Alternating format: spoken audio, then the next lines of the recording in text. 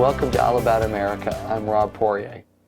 Today we're sitting aboard JACKY C, the very first 370 that will be coming to the United States with the owner Kevin. And Kevin's been here for a full week now going through the commissioning process on this boat. We thought it would be a really good idea to hear directly from Kevin on some of his thinking, because Kevin's a particularly technical guy. And of course, since this is the first of the new generation Alubats that will be in the United States, it really does represent a mindset that I think is a little different than here in Europe that's worth hearing. And we really wanted to have Kevin share that with you. Thanks, Rob. Thanks for having me. Yeah, so Kevin, again, when you were speccing out this boat, when you were making decisions, obviously the boats you'd seen, its precedents were all European spec boats. Mm-hmm. So what we'd like you to do is not just simply speak to the subject, but we'd like to ask you to walk through the boat with us and point out some of the devices and appliances and instruments that you chose to go with in terms of, building this boat. Sure. Yeah, no, I'm happy to do that. One of the things that was a key premise for me as I was making decisions and working with the various subcontractors that Alubat did, and they were all very attentive, is not only does it work, but can I get service in the U.S.? Right. Like, is there a dealer network? Is it a too complex system that's totally different, from U.S. thinking to French thinking as we went through our selections, and we got there. And I think what's really important too is that you very well understood the use of this boat, that this boat was going to live on the Chesapeake and be really a coastal cruiser at least for several years. And I think that obviously informed the decisions you were making on this boat. Yeah, absolutely. Because I'm getting used to the boat for the first couple of years. I'm saying like Norfolk to Newport is kind of the total navigation line, with primarily being the Chesapeake and Delaware Bays, Jersey coast, those kinds of things. And because of the shallow draft, we're pushing you to consider doing a canal cruise with us. Yes, I do know that. That's probably years 3 and beyond as I get used to the boat. But that shallow draft was hugely important for the Chesapeeake Bay. Well, let's get started. Let's do it. Took the opportunity to come to the shipyard originally when I was making the decision. We sat down with the electronics and electrical installers to come up with an initial plan and idea. And then they took that back to figure out what was possible from their end. I came back a second time to the shipyard as part of one of my check-ins, on the production of the boat and where we're at. And we then made further decisions around systems, batteries, HVAC, hot water systems, basically everything, so that it will work on a 110, 60 system in the U.S. And we decided to basically go with 100% Victron, because that way we're dealing with one basic operating system, so everything will talk to each other no matter how we went. And we ended up with a solution that works. And I mean, it's on the schematic here. There was a couple versions of this schematic, but we've kind of figured out all the launch math around, how to put it together for a boat for the U.S. So it'll both work on 220 shore power and 110 shore power, with on boat being only 110. If we're connected to 220 shore power, we get 110 or 115 50 hertz on the boat. If we're connected to 110 60 at the shore power, we get 110 60 on the boat. Let's address a fundamental on this boat. There's two that I want to talk about. Is you've decided to not install a generator. Correct. Even though you do have a heat pump air conditioning system on board, augmented by a separate Webasto diesel furnace. But what's really interesting to me is you were the first person, Kevin, to introduce to me a new kind of house battery that Victron now sells to the marketplace that I'd like you to talk on. Sure. So I don't know if I was novel enough to introduce it, but I guess I was persnickety enough with my internet sleuthing to find a solution that was in the AGM space. And Victron has this AGM supercycle battery, which is rated to 300 0% discharges and like 620% discharges as an AGM. I don't understand the electrical metallurgy around how it can do what it does, but the spec sheet is there. And in working with the RN Nautism folks here, which is the electrical installer on the boat, they were like, yeah, sure, we can get this battery, no problem. We've never installed it, but they installed it and it works great. I mean, it's it's 3 230 amp hour AGM batteries, so that's 690 amp hours. Right. You don't have the weight savings that you have with lithium, but you avoid all of the other systems that come with having a lithium system in there. And maybe in the future, there's an upgrade on the boat to lithium, but as it was starting out, this is my first boat of this size and complexity. I wanted systems that I could easily understand myself and take it from there. And I didn't need a generator because, again, for me, I'm not intending to, be in the Caribbean with this boat. I've got enough power in the battery system. There's 442 watt solar panels connected in parallel. We lose a little efficiency, with parallel, but it creates a lot of redundancy around individual panels.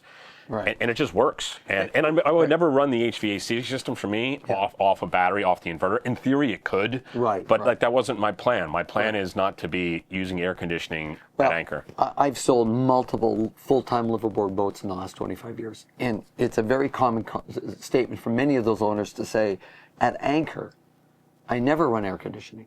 It's only when I'm trapped in a marina environment that air conditioning is critical. So again, you're not the first to take this route, but I found the batteries very interesting because it seemed, until I heard about these batteries, and by the way, even Trojan has introduced the same, battery. And it's sort of nice to give people a middle ground between traditional AGM and full-blown, more complicated, more expensive, lithium. And if I have to replace one, I'm not having to replace a system or other things. It fits right in with the DC system. There are actually there's the house bank on this boat, which is those Victron Supercycle AGMs, and then there's an engine starting battery, and then the windlass and thruster battery as well. And we've designed in a emergency jumper system so that if one of the starter batteries goes bad, specifically if the engine starter battery goes bad, we can jump the house system into it. And because they're AGMs with high crank amps on them, we can make that switch and won't have a problem. Want to turn it immediately back off once we jump it, but it'll work just fine. Well, why don't we go visit the technical room and start pointing some of this stuff out? One other thing I'd like to point out here before we go to the technical room is we've actually installed a second leak detector on this boat. There's two leak detectors. There's one at the panel, which is over here, which is an electrical leak detector, of course. Important on a sailboat. Electrical leak detector, that is important, especially on an aluminum sailboat. So there is a second leak detector at the end of the system, forward in the cabin, as part of the windlass and thruster system. So there's actually three leak detector sensors on board. What I particularly like about your system, Kevin, is how the boatyard worked with your specific needs, and sensibilities for that matter, knowledge, to come up with a system that so perfectly fits that, that purpose. Keeping in mind, this is, again, and I don't want anybody watching this to think that they're now hearing described the Alubat designated electrical system on this boat. Many of the people with boats on order with us now are in fact installing generators and lithium batteries. But what's impressive to me is that this boatyard is able to, work with you so carefully, configure this the way you wanted it. And to me, it's a very robust, it's almost like the perfect system for your sailing scenario. And the other thing to add about that is if you wanted to with this system, because we chose the MultiPlus, it's a 3,000 watt system, there's an input for a generator if I wanted to add one later. Right. Alubat's done a good job with providing panel access to basically every inch of the bilge, or close to every inch of the bilge. And below here is where the shaft is, and the I don't know what the right technical term is, but I call it the burp box. And all these remove.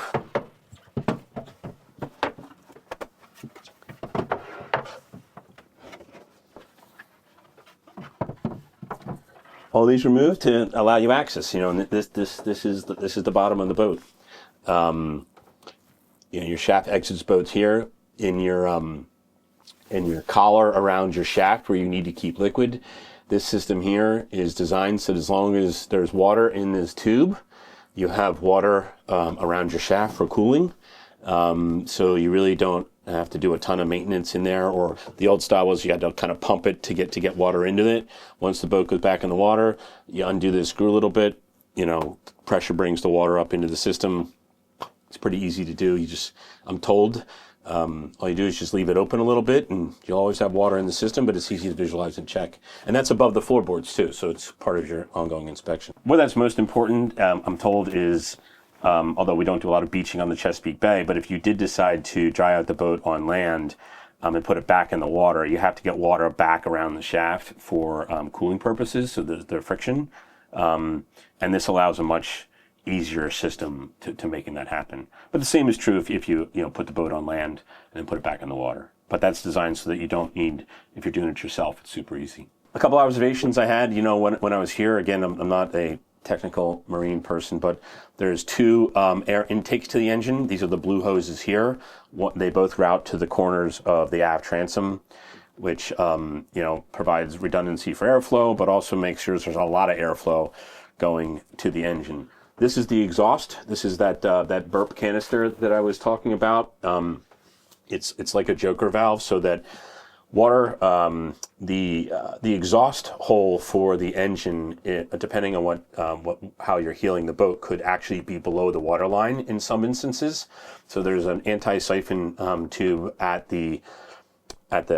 just before the hole exit. But this is a secondary system here so if water gets through the anti-siphon turn in the hose, this is a one-way valve here, so water and exhaust only go that way and can't flow back that way. Again, it's easy to check if you need to by just undoing some hose clamps, but I thought that was pretty cool to have a redundant system there for I think it's a water lock or something like that is the actual more technical term. I call it the burp chamber. It's pretty cool on a boat like this to have truly a technical room instead of another sleeping quarters. I do have this room designed with a bed. It is not insulated back here, so it's a bit chilly from time to time. But so this is where everything is, so you don't have to go hunting for stuff.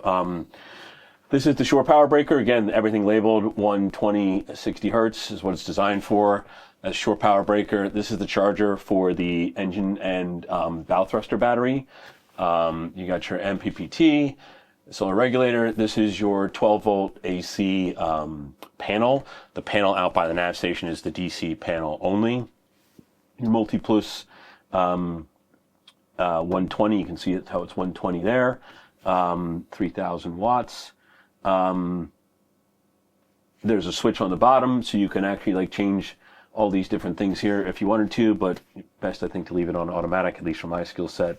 And then here's your isolation transformer, which automatically switches amongst the different voltages, and you can tell which one you're on pretty easily with its indicator light. That black box there, that's the Garmin system.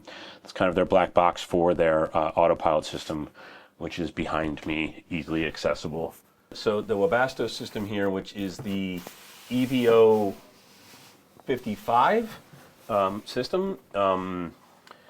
It's all these gray hoses that are here, but there's heating throughout the boat. Again, for me, I was less focused on air conditioning and HVAC, and more focused on how do I take the chill out of the air in the late fall and early spring on the Chesapeake Bay. And the Webasto system is pretty cool because it also goes into the wet locker, so it has dry heat going into the wet locker for keeping clothes nice and toasty as they come out of the system. But I think there's 5 exit points in the system on the boat, controlled over at the navigation station.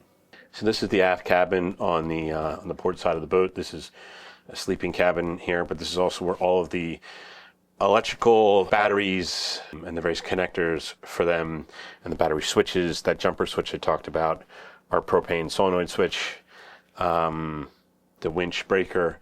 In the back there is the electrical compass for the Garmin. In front of that is the hot water heater, which again has been converted to work on 120, 110. And it can be heated by both the AC system and the engine system via the coolant circulation. Those 3 gray batteries there, those Victron Supercycle AGMs that we talked about. Behind there is a starter battery, and then all the various electrical systems. And you can see they've done a good job. Everything is labeled, which hopefully makes life easier in the future. Kevin, thanks for an overview of your electronic setup in the boat. Now let's talk about instrumentation. Cool. On our sea trail the other day, it was pretty obvious that you would put a lot of thought into not just which instruments you had selected for the boat, but exactly where you located them here in the cockpit and even at the nav station. So I was hoping you could take some time and give us a little walkthrough.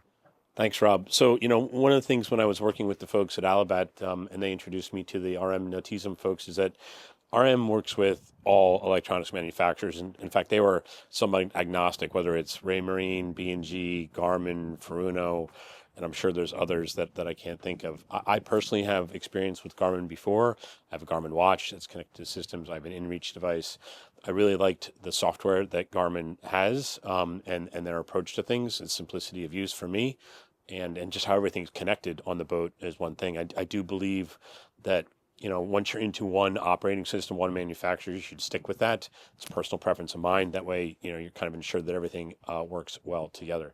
So I did not put a giant chart plotter here at either helm. It's a twin helm boat, mostly because once I got on the boat and realized that I have clear line of sight to what's above the companionway, I chose to allocate a chart plotter above the companionway and then one at the navigation station. And Garmin allows you to fully replicate through their Active Captain application on your iPad all the chart plotters, so I can switch back and forth between the one above the companionway and the one at the navigation station and have full control of that chart plotter, including the autopilot features.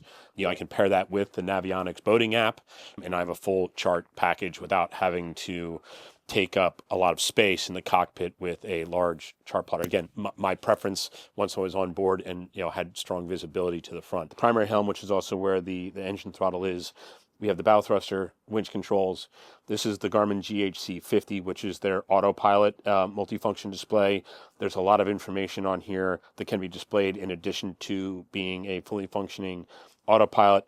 Next to that is their GMI 20. I have 4 GMI 20s in total, one at each helm, and then 2 above the companionway. Again, all able to show exactly the same information. And like most software providers in the space now, there's a ton of information for you to be able to customize however you want. The other nice thing about how we set up this boat is that the NMEA 2000 nav network is on a separate power switch than the chart plotters themselves. So if you want to conserve power, you can just run off the low power GMEI 20 system and not have the chart plotters running, and for instance use your iPad for navigation or something along those lines if you really needed to conserve power. I went with the Cortex VHF system. This is a wireless mount here. There's a wired mount on the inside. Again, that also is the AIS system, fully integrated with Garmin products. The Vesper Cortex is now owned by Garmin. Each helm, cockpit table, and at the companionway also have scan struts, USB-A and C power supplies. I could have an iPad on a clamp here if I wanted to. I could have it at the cockpit table if I wanted to. I could have it at the other helm. Or I could even put another screen above the companionway if I wanted to, all with power at those locations for whatever I needed it to do. So for me, it just gave me a lot more functionality, a lot more flexibility with the functionality I wanted to, especially again, once I got on board and realized that I had really good sight lines to the center of the companionway for a chart plotter setup without having to put a big one here and have to decide which helm I wanted to be my primary helm. So one of the things when I was picking Alubat and decided on the Ovni was it's not a custom boat. I didn't want to have to deal with a naval architect and a production yard and all of that stuff, especially living in the U.S. and dealing with the French company. So the boat's as standard as it kind of comes. There was some things that I wanted to add on it, and they were very accommodative and attentive around those things. But like as a whole, the boat's not a custom boat. The boat is standard as it comes. One of those things was being able to use the cockpit winches for the sheeting and the trim of your sails on your foredeck, your staysail, and your Genoa.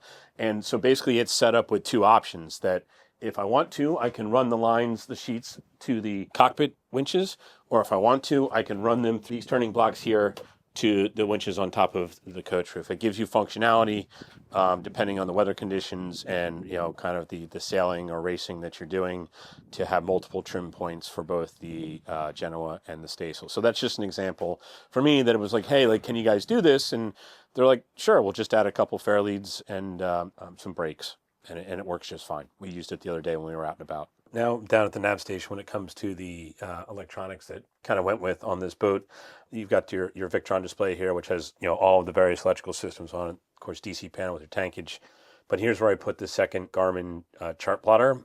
It's the 7-inch size. It's kind of figured out that a 7-inch size fits really good here. That left all of this space here in front for me in the future to decide what I want. I haven't decided, am I going to put a computer screen there? Am I going to put something else? But all my data is right here on the screen. And it's also viewable by someone that's sitting on the settee across the way. The hardwired Cortex is in here. The one outside is wireless. But again, it's simpler design, works for me because I can put everything on my iPad that's on this display. Probably going to mount, an iPad on a little RAM mount or something like that coming out of here, to be able to navigate and work with stuff. But everything I need is right here. And so far with the test sales, it's been just fine. Down here was the Victron display, which has all my electrical components. And then right above that is my Webasto heater, which has been super duper awesome during the cold weather months here in Les Sables because it, 5-10 minutes after it was starting up, it was nice and warm and toasty on the inside. Kevin, thank you for this. I know that everybody's going to enjoy what you've had to say, but I want to say to everybody, if they want to meet you and meet this boat, you've generously agreed to let us show it at Annapolis next October. Yep, it'll be a fun time. Fantastic. All right. Thank you, sir. Well done. Thanks, everybody, for watching Alubat America. We look forward to speaking to you again soon.